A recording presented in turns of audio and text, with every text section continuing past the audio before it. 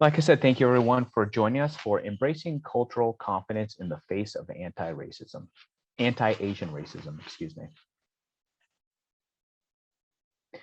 Just some housekeeping items before we get started to make sure that you get the most from this session. Please use the Q&A feature to write in questions. The speaker will try to respond to as many possible at the end of the session or when relevant. We invite you to participate and comment in the chat. Make sure to give additional feedback at the end by filling out the evaluation. And this presentation will be recorded and will be available to be watch online. There are no speaker disclosures. With that, our speaker today is Jeannie Chang. She is a licensed marriage and family therapist and founder of Your Change Provider, PLLC, an interdisciplinary practice founded on solutions and her unique framework, Cultural Confidence. Jeannie is a best-selling author and an accomplished international speaker for corporations, community organizations, and colleges on topics such as burnout, resilience, mindfulness, stress, workplace wellness, and mental health conditions, including anxiety, depression, and suicidality. Jeannie is also a corporate wellness and DEI consultant, executive leadership advisory, and clinical expert for college student organizations. In addition, she provides support groups around the country for DEI and AAPI leaders, as well as journalists. Everyone, it's my pleasure to introduce Jeannie Chang. Thanks so much, James. I appreciate that intro, and I am so glad to be here today to talk about what it means to embrace cultural confidence. What is that? I'll explain. In the face of anti-Asian racism, talk about identity and, of course, mindfulness practice and resilience, which is what cultural confidence is. Just a little bit about me and background for me. Technically, as a licensed clinician, this is my third career, which I'm probably dating myself, but I started my career as a journalist. And I love that career, but unbeknownst to me as a young 20-year-old, went through burnout, then went to business school trying to find my way and not really enjoying it. But it was in the midst of early parenting days with 4 kids. I have 2 in high school, 2 in college. Yeah, surviving that with COVID and really put my mental health at the forefront. I decided to pursue my passion, which is mental health. And specifically because of the workplace and career I came from and my trajectory and career, I'm very passionate about the workplace mental health and what that looks like. But how I started my clinical career, just so you know, having grown up with a family of doctors and my father being a retired neurologist, primary care is where I started, with working with specifically physicians who I still really work with closely today. And I believe in the integrated care model. I'm sharing all this with you just to help you understand just a little bit about my background of how I see things when it comes to mental health. It should be integrated, weaved through all parts of our life, especially physical health, you know? And so I'll break that down for you as the best I can in the next 40 minutes or so. And I do like this interactive. So feel free to write things in the chat box. If you have questions, put it in the chat box or in the Q&A, or you could private message me. I believe there's an option to put in host or panelist. It would basically be me seeing it if you wanted to, but do not wait till the end to ask your questions. Feel free to ask away and I'll get to them as I can. So I'm going to go ahead and share my screen. So you're not just going to stare at my face the whole time. And just want to make sure you can see this. Hopefully give me some kind of an emoji. I always like to make sure and not keep talking so folks can see this. Awesome. Okay, great. Let me pull up the chat box. What is cultural confidence? Well, first, I would love to hear from you. No pressure, but I'm just looking for numbers in the chat box. Thank you for those of you who said yes. I'm looking for 2 numbers in the chat box. Basically, to answer these questions, you do not need to think too hard about this, but answer the questions, whatever number comes to mind. On a scale of 1 to 10, how connected do you currently feel in your relationships? Whatever number that is, work, community, family, whatever that you can think of with relationships, again, not thinking too hard, give that a number, 10 being extremely connected, 1 not at all, and then comma, a second number. On a scale of 1 to 10, how anxious or stressed have you been this last week? It's Thursday, where I am, and give that a number. 10 being extremely anxious, 1 not at all. Don't think too hard, folks. Just give it a number going, yeah, right now, this is what I feel. And this is how I feel. Give a few minutes. You can direct message me if you feel more comfortable. There is not a poll. Put it in the chat box. Thank you for asking. Yes, I just like to keep it simple, technology-wise, so just put it in here. That's too high tech for me. No, I'm kidding. Thank you for sharing. Awesome. Yeah, I'm seeing some numbers here. And there's a reason why I ask, right? And let me see here. I think I see a Q&A too. Awesome. I appreciate this. And I'll explain why I'm asking you this and how I ask you not to think too hard, because these two questions is something you should ask in a given moment throughout the day, right? And it can change. For instance, you could wake up feeling extremely connected to people and your family and feel good and give that a 9, 10. By the end of the day, it could change. That's how mental health works. I'm just giving you an understanding of that. Anxiety, same thing. Now, and you know that actually anxiety could be at a fine, like you could be at a 2 and feel good. And then you get a phone call or something physically happens, you just don't feel good, and it can escalate just in like literally at a snap of fingers. The follow-up question to this, because this is again, putting yourself in control of your own mental health, is how can you raise that number on the connect scale? I'm always looking for ways for you to feel better. But it's not about, okay, I feel 2. So let's see some numbers here. I'll give an example. So there's some good numbers here. That's great. But let's just say someone said even a 7, feeling connected. That's a good number. I'm not going to say not great number, but it's all about, hey, how do you feel more connected? What's going to help you? How can you be proactive in raising that number to a 7.5? I'm never going to say, hey, you're 2 on the connect scale. How do you raise to a 10? That's just not feasible. It's not about adding more stress to feel better. It's just little things that we can do in our lives daily that'll help us. Same thing with anxiety. So if you gave yourself an 8 on the anxiety level, on the higher end, I'm not going to go, oh, that's high. How do we get it to a 1? That's also not practical. It's about, oh, it's an 8. Well, you want to feel better, right? You don't want to stay at an 8. How do you lower that to a 7.5 or even a 7.9? What's one little tweak you could do to lower your anxiety? So I hope in the next 35 minutes or so, you will feel more connected and less anxious. That's my goal, right? But that's how you want to think. Thank you for those answers. What is cultural confidence? This is my core framework that actually came about. I'm going to tell you the background. It was a mistake. I'm going to be honest. I meant to say the word cultural competency. Perhaps you've heard that term. It's cultural competence, the practice of understanding people's viewpoints, their cultural heritage, all that stuff that comes to the table that we talk about in the workplace, community, schools, even in families, understanding cultural competence. I was speaking to a bunch of, I would say, Asian American students here I'm in Raleigh, North Carolina at UNC Chapel Hill. And it came out by accident that I said cultural confidence, but I'm sharing the story with you because what I did was I looked around the room when clearly my slide was saying cultural competency or cultural competence, but I looked around the room, felt the energy shift. There are about, I don't know, less than 100 students in there. And I was like, wait a second. Students, I meant to say cultural competence. They're like, oh yeah, we thought you meant confidence. And some people were like laughing because they liked that word. My point is language, words you use every day do affect your well-being. So of course you hear the word confidence and it already exudes a certain emotion. And that's my point. So then cultural confidence came about. It doesn't negate, or it's not taking over cultural competency. I want to say it's a parallel process with that. This is an intentional practice focused on your emotions.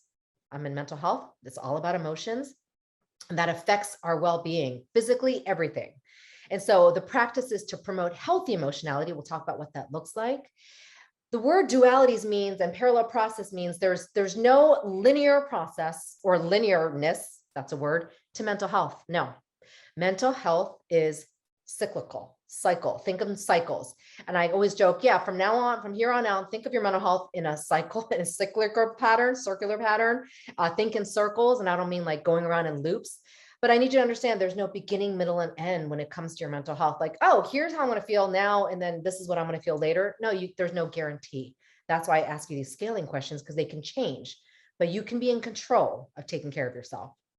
This is an intersection of 4 elements I see the most in my work: mental health, identity, mindfulness practice, and resilience. Today, I'm encompassing all, but really focusing on the two that I start with, which is mental health and identity. And always working in DEI as an Asian American, I'm always trying to promote diversity, equity, inclusion. That's super important in every aspect, not just at NHF, but in everything, workplace and schools and people and families, right? Understanding that is critical to your mental health, especially inclusion. And that's why I asked that connected question. And again, not a linear process. And I'll show you the visual because I always think people need visuals. This is what it looks like in your head. Just think completely going around in circles each time, meaning it's constantly intersecting, it ebbs and flows. Two, for you to embrace, which I hope you do, that just, it's like a little term of like, okay, I want to be culturally confident. I want to promote healthy emotionality in my life for me, for my family, for well-being, for all of that. Yes, thank you for sharing that. Words do have power. So that is the story behind cultural competence, and that's the framework I work off of. So again, and just a little disclaimer here, this could have been the disclosure. You're getting a very high level, best as I can to give you an overview of this in 45 minutes, right? So I'm doing my best to give you as much as I can. What is mental health? Everyone knows this term, everyone's heard it, but do you really understand the definition? I feel like I have to define it still. So I'm going to be clear on this. So we're very clear from the get-go what this looks like. Simply put, think of the health of your mind, 2 words, mental health. It is your emotional, psychological, social well-being. It's about how well you're balancing and how well you're not balancing your life stressors with your own resilience. Again, circular flow. And it's important all the time. Right? So whether you know it or not, you wake up thinking about your mental health. You're like, how am I feeling today? Oh my gosh, that was a terrible night's sleep. Wow, I slept so well. Oh, I'm super nervous about today. I'm so excited about today. Last night was terrible. Mental health, your emotional, psychological, social well-being. And then you go through the day and you're thinking about your mental health and physical health, whether you know it or not. People are more aware of their physical health. And at the end of the day, you think, oh my gosh, I can't wait. This day was terrible. Or this day was so good. I can't wait for the future. Things like that, mental health. And directly impacts your physical well-being. But let's be clear, when I say mental health, it's not mental illness. They are 2 separate things. They're 2 separate things. What's mental illness? Just to quickly define it for you, it's a diagnosis of a mental health disorder. It's not uncommon. It's about 1 in 5. I would say sometimes the numbers are 1 in 4, but I'd say 1 in 5 people diagnosed annually. This is for adults. And I will say this, 50%, that's a big number. I think I saw some numbers of 75 against data. It's always like data could be iffy, but 50 to 75% going around with untreated mental illness. That is why you see me saying mental health, everyday stuff. We need to take care of it. Be proactive. Think about connection anxiety. This is the questions I asked you at the get-go. Mental illness also causes significant changes. That's why when you see untreated mental illness, you can see it, if that makes sense. And it should be viewed like a physical illness. I'm saying this because there's a stigma surrounding mental health, mental illness as well. But again, overall mental health is what I'm talking about, that overarching health of our mind. Mental illness is much more specific. But when you see untreated, that's probably where the stigma comes from. Oh, this is what it looks like. But if I just said mental health is something you think about whether you know it or not, it should be talked about like one goes to the gym or one has a conversation at lunch. The last 18 months have been difficult. We're going through on the tail end, hopefully, historic pandemic, right? So it's a big deal what we've experienced. And the title of this being anti-Asian racism, and from an API lens, there's a lot going on, but not just anti-Asian racism, right? Just in general, socially, politically. So of course you talk about your mental health. And so that's what we need to do. We need to acknowledge, first of all, that stigma is there. The stigma is still there. I'm going to say that. But the more you talk about it, when I say break the silence, again, language, when it comes to specifically certain communities of color, silence tends to be the norm, patterns. And I'm not saying it's bad, it's just part of the cultural norm. But when I say break the silence, that's why I'm trying to say literally, let's break that silence, because we should talk about it. Hey, see what happened in the news? Isn't that stressful? That's what I mean by those simple conversations that we should have to break and dispel the stigma. More psychoeducation is needed. That's actually my job. I'm doing that for you right now. I'm providing you psychoeducation. However, I'm going to say you do not need to be an expert on mental health or licensed clinician to talk about mental health. So whatever you learn today, I hope you can share it and spread it and talk about it, right? Because the more people talk about it, the more comfortable it gets. And then there's no stigma. I don't want to say no, but then the stigma is definitely being worked through constantly, right? Where there's not this cloud of like, let's not talk about it. And that's not healthy. We'll break it down with our identity. But we can't address stigma if we don't address what's going on with us, right? What's going on with you? You maybe have a good handle on your physical well-being, taking care of your chronic condition, whatever that may be, but are you addressing any stigmas that are associated with that affects your well-being, your emotional well-being, your psychological well-being, your social well-being? I really need that to be worked through. That's why I'm focusing on identity. That's why I start there, because you got to know what's going on with you. Now, from an API lens, if I'm talking about anti-Asian racism, I wanted to bring up the model minority myth. We'll talk about that. That is a stereotype and the implications it has on your mental health. This is the WHO's quote. I love it. I can't even think of a better way to say it. There is no health without mental health. Just going to say that, right? There's no health without mental health, the health of your mind. Now let's go into identity. It's very important. This is a term that I call mindful identity, being mindful of who you are, because who you are, creates behaviors on everything you do. And obviously the bottom line is, because as a solution-focused clinician, I'm trying to look at the bottom line, which is you feeling better emotionally, socially, psychologically, but also feeling better physically. They all relate, right? Even if you cannot ever get rid of your chronic condition or get rid of, or it may be a lifetime diagnosis, you can live well, right? But it's a daily practice. Mental health hygiene. So we talk about physical health hygiene or physical hygiene. So good at it, are we? We're really good at it. But the mental health hygiene is more like, oh, that's that's like, this is when the crisis happens. No, you got to have mental health hygiene for your physical hygiene. Your mindful identity, on that note, is to understand who you are, your core beliefs and values. You bring all of that when you're taking care of yourself. And I'm going to say this, there is no absolute truth out there. There's definitely absolute truths out there with science and, health conditions, definitely. But even then, things change, right?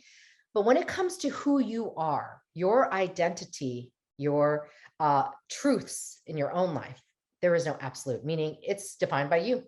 So when someone says, oh yeah, this Jeannie, this is how you are. Well, let's see who's on here.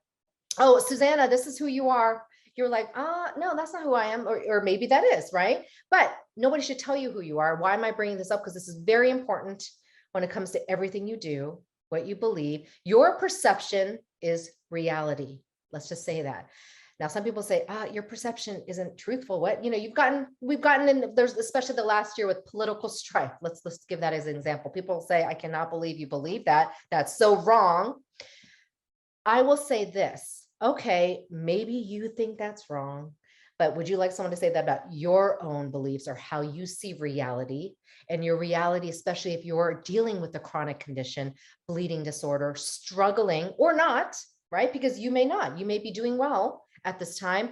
That's your reality. It is subjective. That's super important for your well-being, for people to be like, for you to say, no, but this is the way I'm seeing it. You don't see it this way. There's a way to handle it and not be combative, but that's what I wanted to get at. So that said, you are the author of your story. Define your own narrative. And so stereotypes is like an absolute truth, right? And there's lots of stereotypes out there. I can't even begin. That'll be a whole nother webinar. But for the sake of this, I'm going to focus on the model minority myth because I'm talking about anti-Asian racism. And this is a stereotype that literally has weaved through, how many decades now? Oh, here's a trivia question. Anybody know, side note, anybody know when this term model minority first came about? Not model minority myth, but the model minority term. Anybody know? Just make a guess in here if you want to. I'll keep talking and I'll see if you're right. But I gave a hint on the slide, just saying. It's a decades old narrative, right? Stereotypes are, I'm going to use this word, harmful. They are false. Again, an objective truth about your own identity when you can define it. In an example of a family, I have seen people actually say, did we have the same parents? That joke you might say with your siblings. Yeah, you did, but you see things differently. You were perhaps raised differently, treated differently, because we're all unique. That's what I mean. So there's no stereotype. And that's why it's difficult sometimes for parents going, well, this worked with your brother, but that doesn't necessarily mean it works with you. So historically, just to give you some background on this model minority stereotype, we call it the myth, is that it has historically pitted Asians against each other. No one's making a guess on when it first came about. I'll tell you, 1960s. Yes, it is after World War II, 1966, in the height of the civil rights movement. The term came about to actually describe, yes, thank you, Japanese Americans. So that's just one group of Asians, right?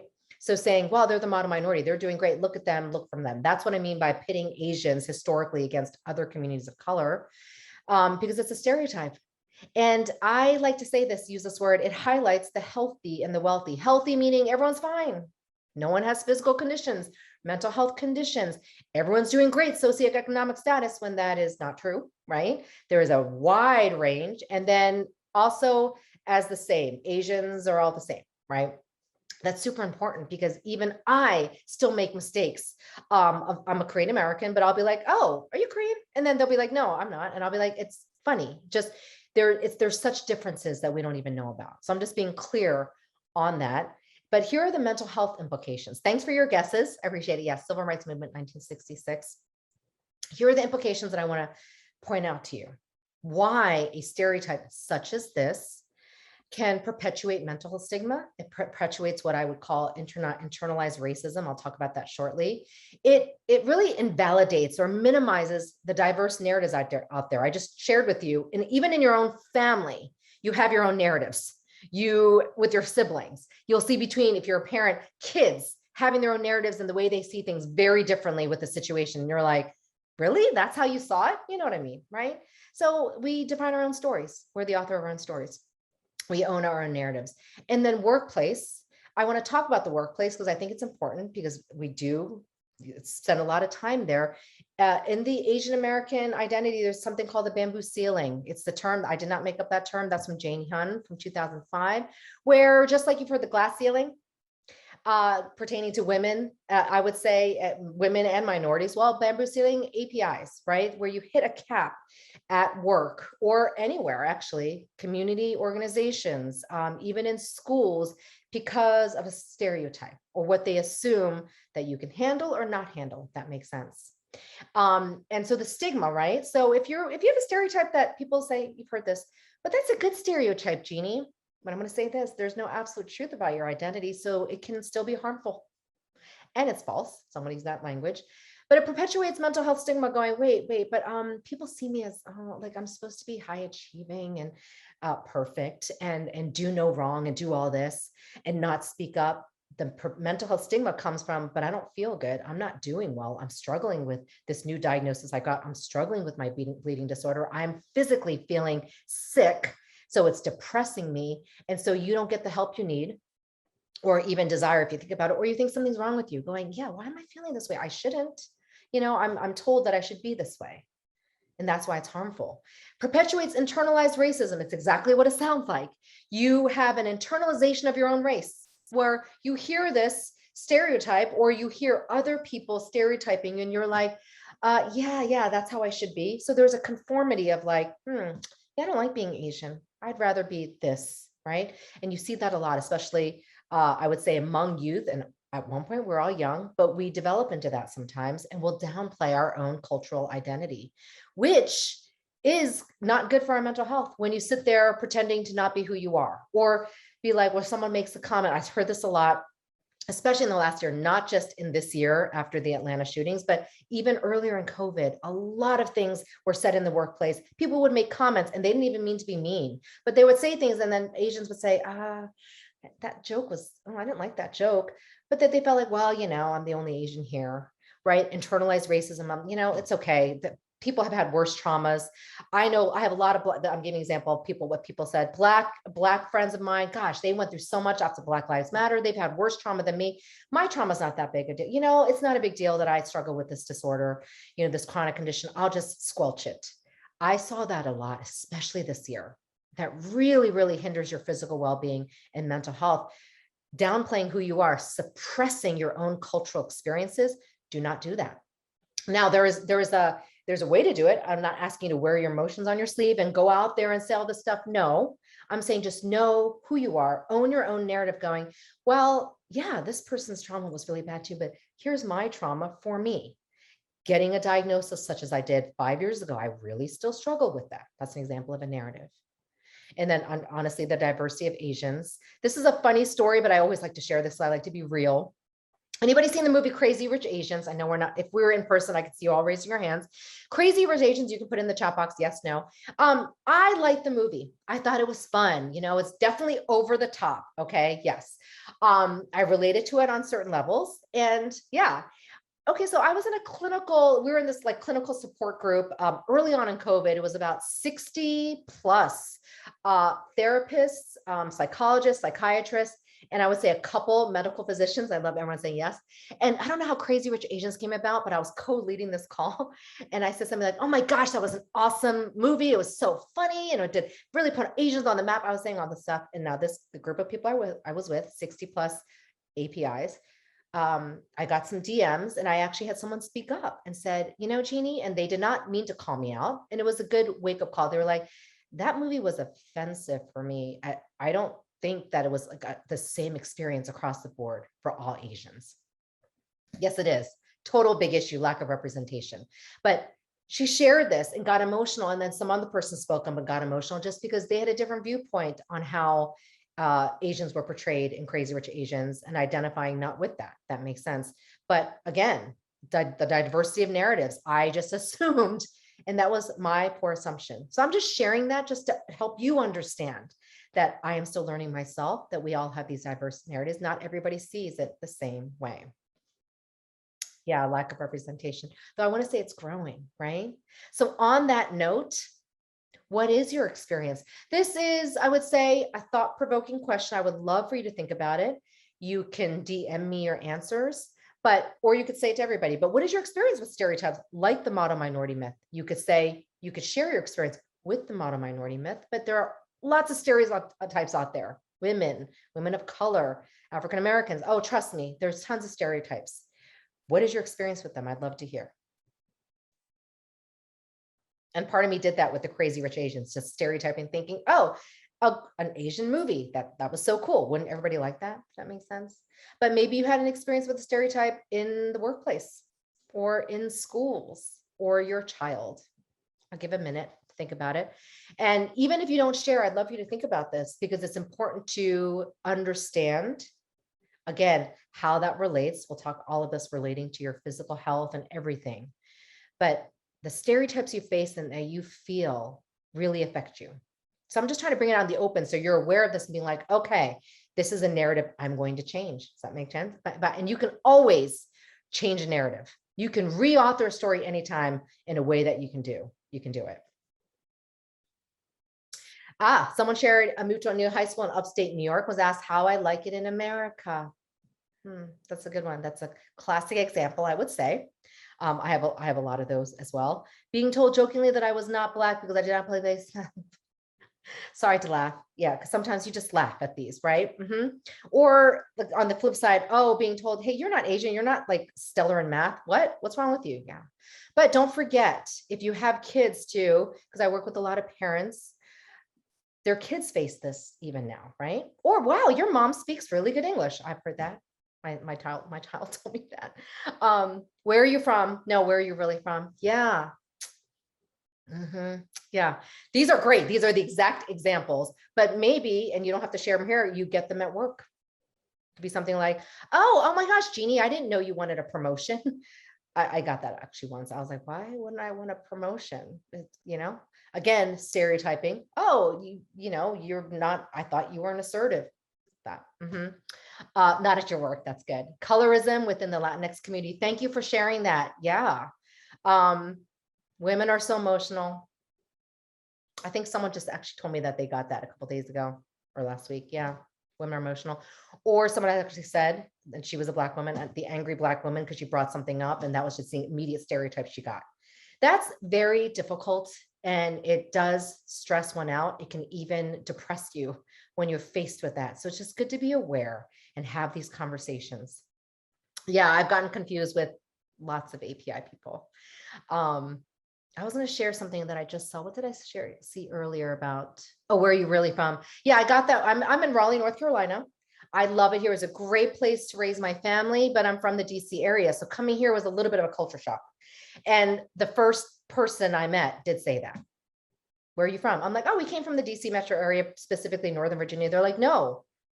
I was like, okay, they're asking me this question.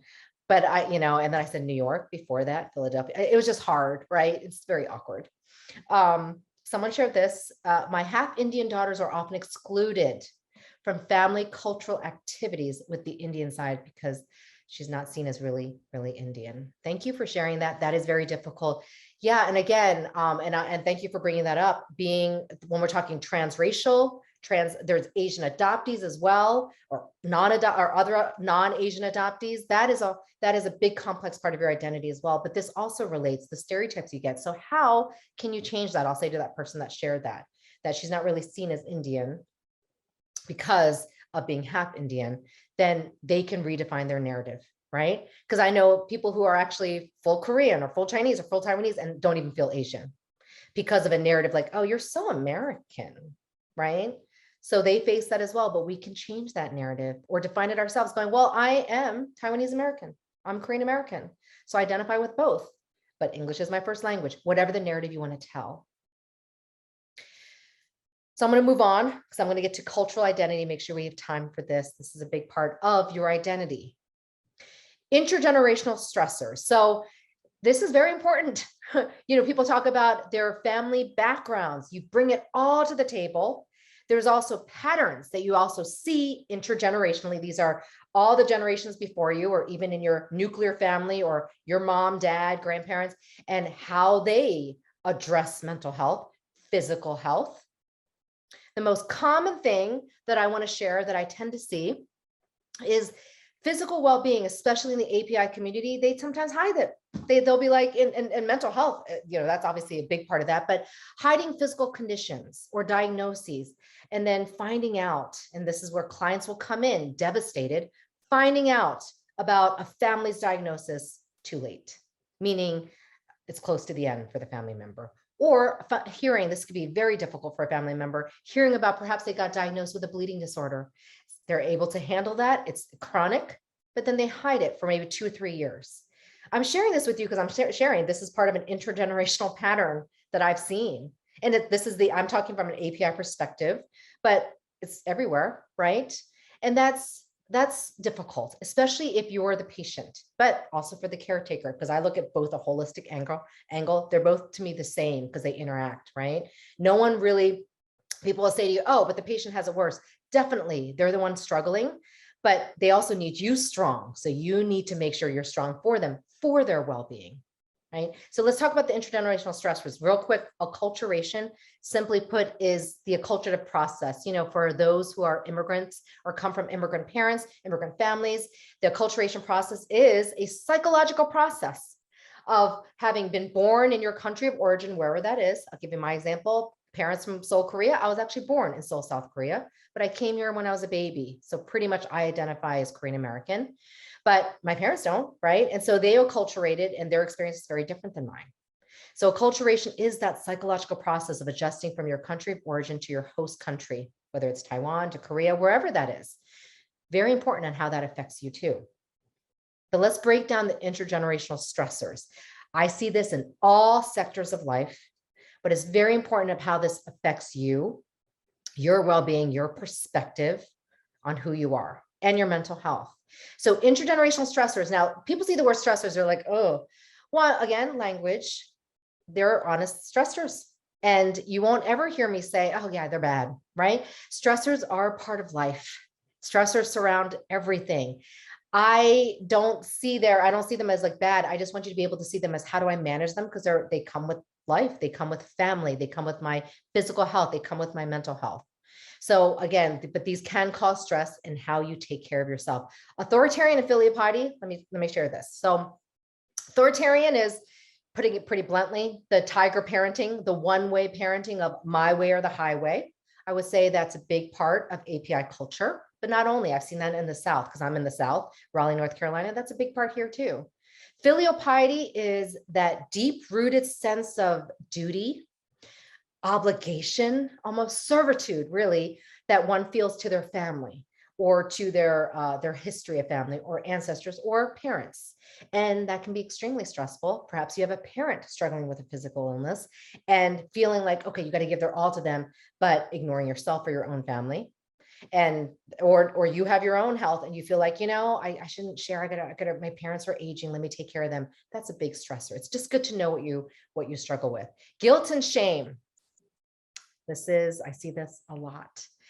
Guilt, I don't know, depending on what you're experiencing. Shame on, oh my gosh, I can't tell anybody that this is what I'm struggling with. Wow, I don't feel good. This is very shameful. I was diagnosed with depression because I got this diagnosis. That was so common. I saw even before COVID, that was the most common thing I saw surrounding a diagnosis or a chronic condition. The shame they felt surrounding it, and they couldn't share that, the guilt.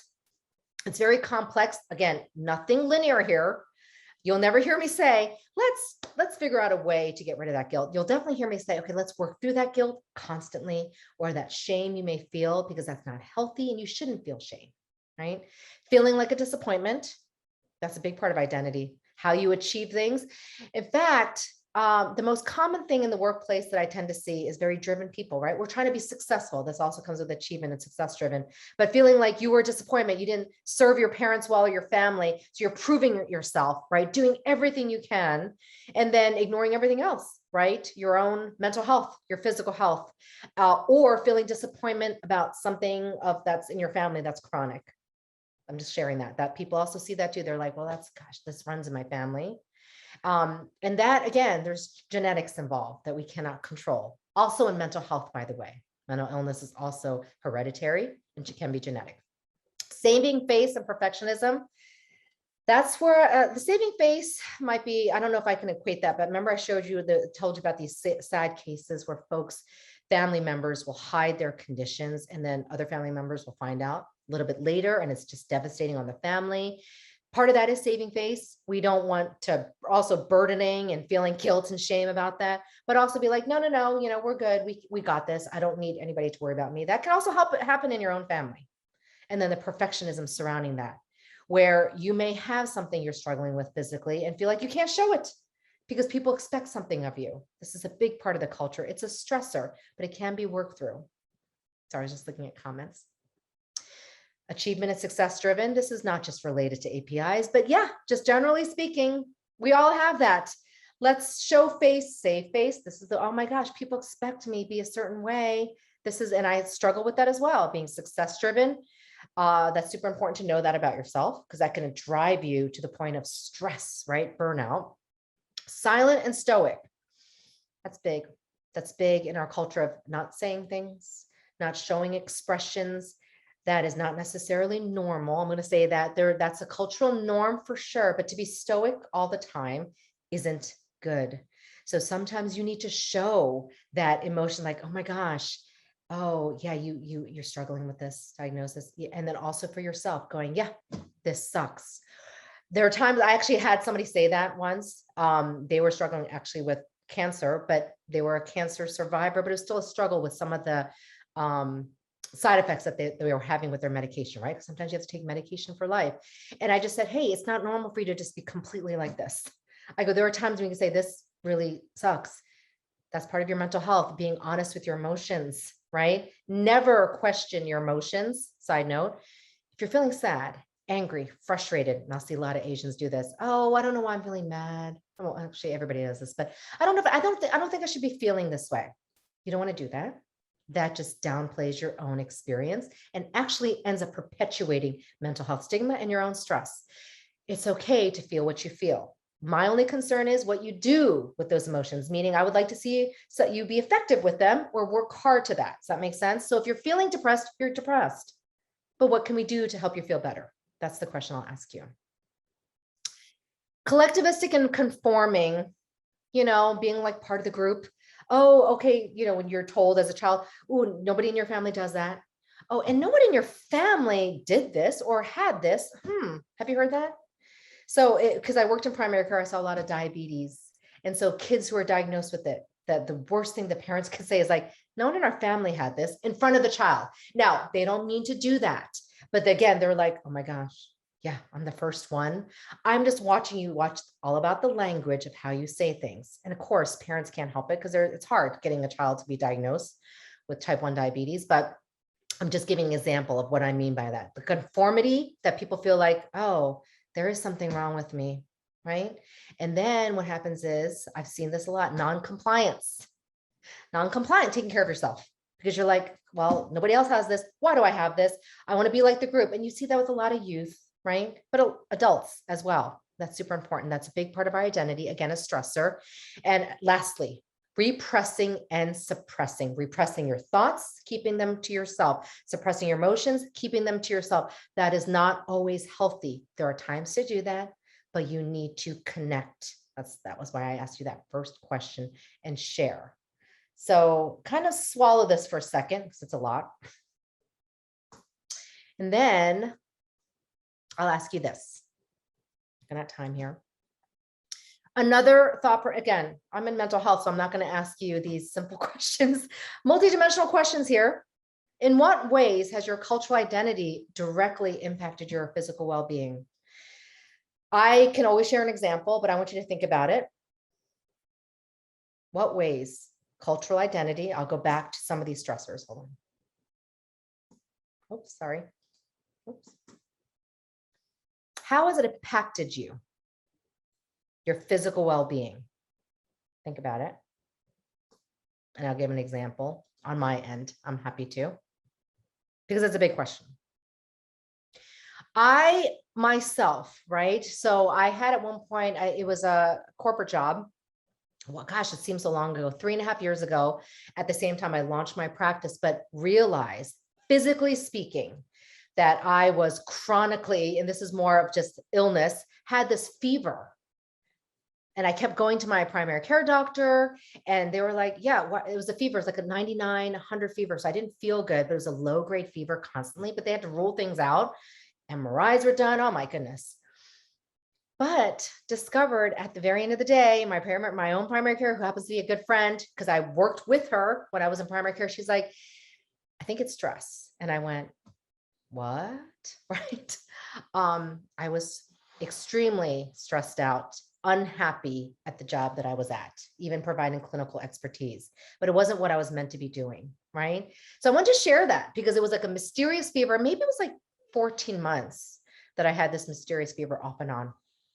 And even a low grade fever, you just feel sick. And I didn't want to take all this medicine when it just was a fever. There were no other symptoms. That was stress. And yes, I don't have that anymore. Now I just have the common cold, right, with the fever, but I just wanted to share that.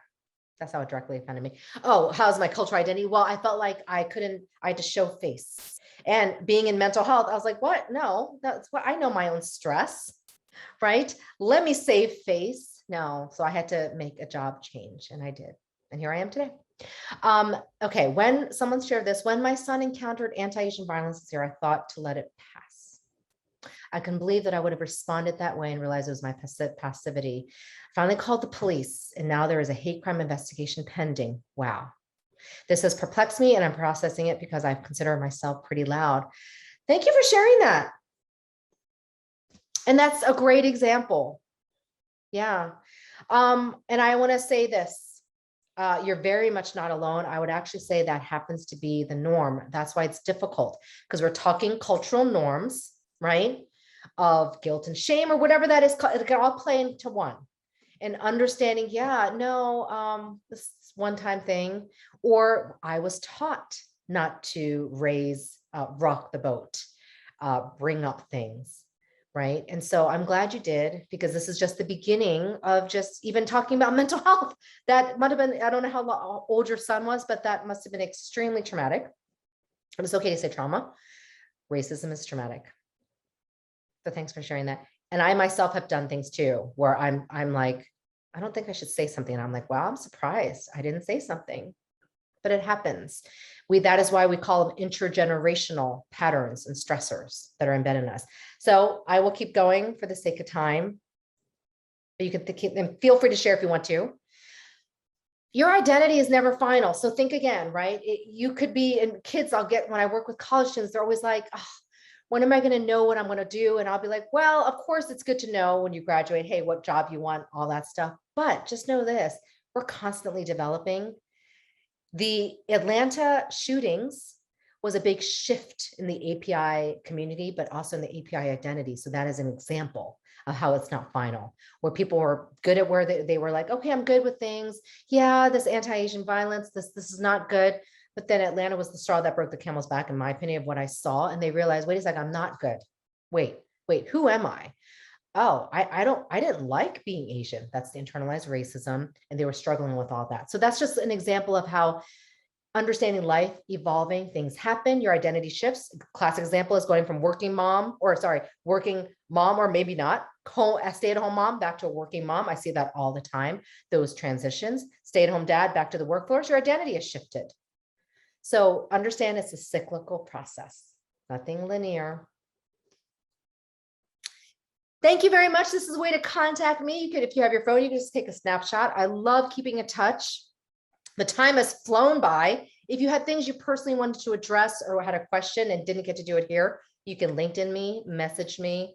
There's ways to reach me. But yes, I am so thankful that I was here today. And I'm going to turn it back over to James or Kate. Thank you, guys. Thank you. That was a really engaging, Jeannie, engaging and just very, very great session. Great speak. I wish we had more time.